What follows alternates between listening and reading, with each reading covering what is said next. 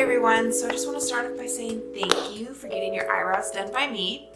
I just wanted to make this video for all of you who did get your eyebrows done as an aftercare video, so that way you have something to reference back to once we've completed the procedure. So there are two different types of aftercare. One is for microblading, one is for ombre. We're going to go over the microblading first. So we're going to start off with what you're going to do the day of when you leave after the procedure.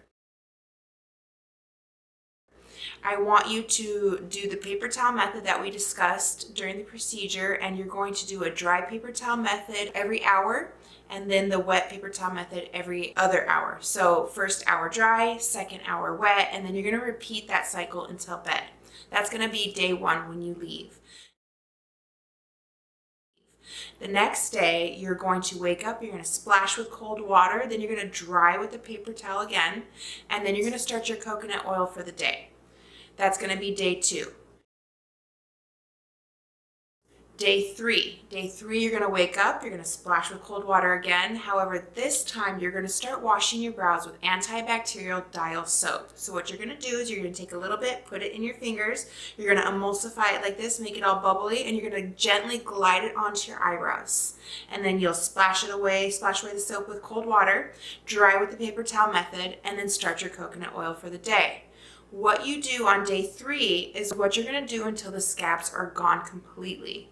Now, I always get the question of how much coconut oil do I use and how many times do I apply it? Well, that depends. It varies person to person depending on the skin type that you have, whether you're dry versus oily. So, you're going to apply the coconut oil, a very thin layer using a Q-tip, very thin layer, glide it on from the fronts to the tails, and you're going to apply it as needed. Your body is going to tell you what it needs. It's going to absorb as much hydration as it needs. So if you're more oily, you're going to use less oil throughout the day, less applications. If you're more dry, you're going to need more applications throughout the day. It could be anywhere from 3 to 5 times. If you need more, you're going to use more. If you need less, you're going to use less. So just listen to your body, watch it, and see what your body requires.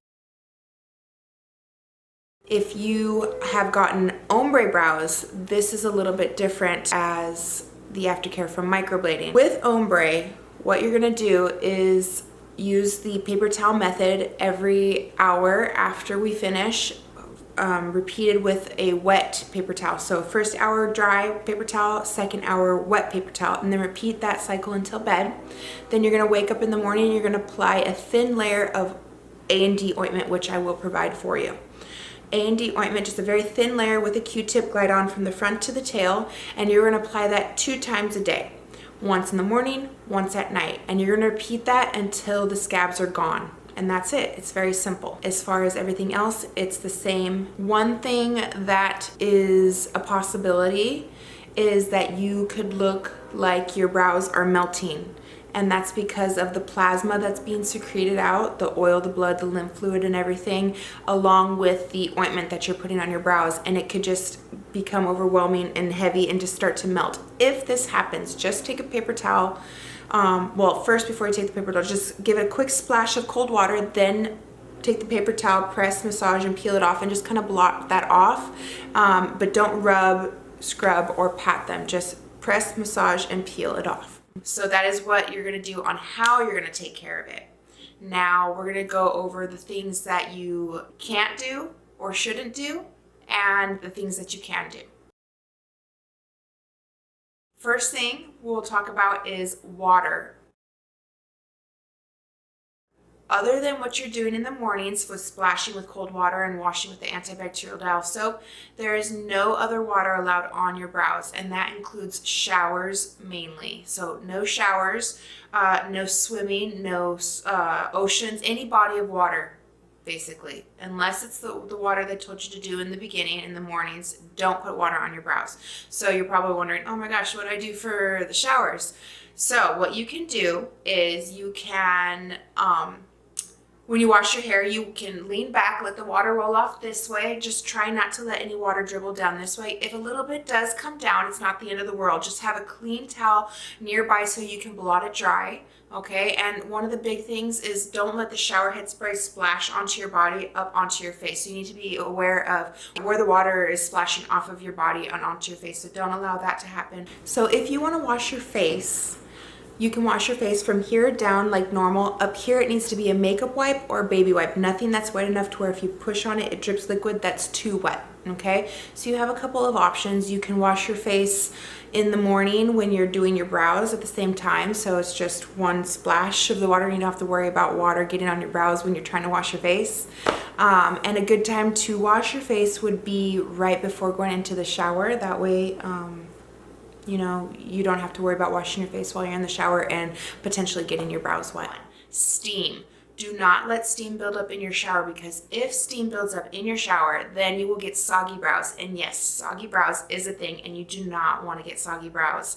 So what happens if you get soggy brows? Well, the scabs will come off before they're ready, leaving you with little to no color in those spots. What you can do to minimize the steam in the shower, because I know I like to take hot showers. Not everybody does, but if you are worried about not being able to take a warm shower, don't worry, you can still take a warm shower. It doesn't have to be cold or anything. What you can do to minimize that steam is open up the curtain door or the shower door, whatever you have. And if you have a window, open up the window. If privacy allows you, open up the bathroom door. Keep it ventilated. That ventilation is going to minimize the steam that's in the shower, minimizing soggy brow syndrome. Okay, so just little things are going to be the big things that matter in the end. So that's for the shower. There's no sweating allowed when you are during your healing phase, okay? When you're in your scabbing phase, no sweating. And the reason for that is because when we sweat, our pores open up and we put out salts, oils, and toxins. The salts and the toxins will take away the color, leaving little to no color where there was. And the oils will blur the strokes underneath the skin, giving you more of a powdered look rather than having crisp strokes. So you want to minimize the sweating. If you like to work out and you're adamant about working out, I would say just light, brisk walking, light stretching, but nothing that's high intensity that's going to get your blood pumping and your body temperature up. So no sweating during the process, the scabbing process. Next, we will talk about scabbing. So we don't want to pick the scabs. If you pick the scabs, it will pull the color out with it, and you don't want to do that.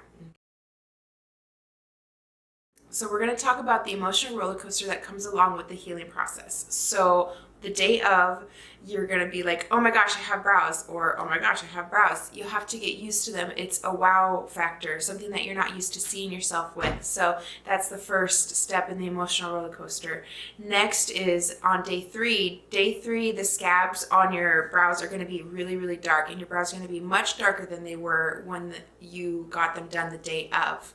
Now, the reason for that is because when we are using this pigment, we're putting it into the skin, and you have scabs on your skin now because we created little hair strokes.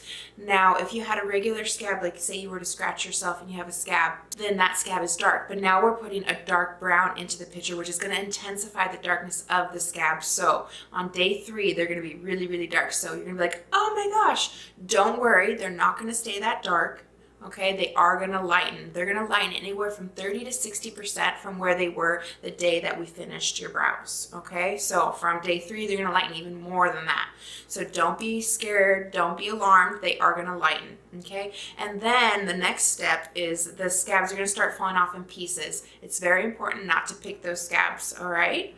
But when you're going through that phase, it's not cute, and you're like, oh, please don't look at me. The good thing about it is it's very fast. It's not prolonged. So you won't be in that phase for very long. But when you're in it, it tends to be a little bit like, oh gosh, not very cute. But again, it will go by quickly. So just hang tight. And then once all the scabs fall off, the color is going to look little like little to no color, very light. And the reason for that is because that new skin that was underneath the scabs is brand new healing skin, and it creates this foggy appearance over the color that's underneath. So once that top layer of skin finishes healing, then that color that's underneath will start to show back through, and that's going to be about 2 weeks after the scabs fall off. So it's a full 4 weeks from you getting your brows done till you see your true healed results. And in that time, emotions go like this, because we look at ourselves every day and we're like, oh my gosh. But just be patient and just know that 4 weeks from you getting your brows done, you will see your true healed results. And as long as everything went fine during the healing process, as far as scabs not coming off before they're ready, and your body's healing it the way that it's supposed to heal, the color comes back. And so you're gonna be like, oh, brows, yay! So that's the emotional roller coaster. Just be patient and just know that your brows are going to be beautiful very, very soon. All right. So again, thank you, ladies, and thank you everybody for coming and seeing me to get your brows done. I am very, very grateful, and I cannot wait to see your healed results. Please send pictures. I would love to see them. And again, thank you. Bye.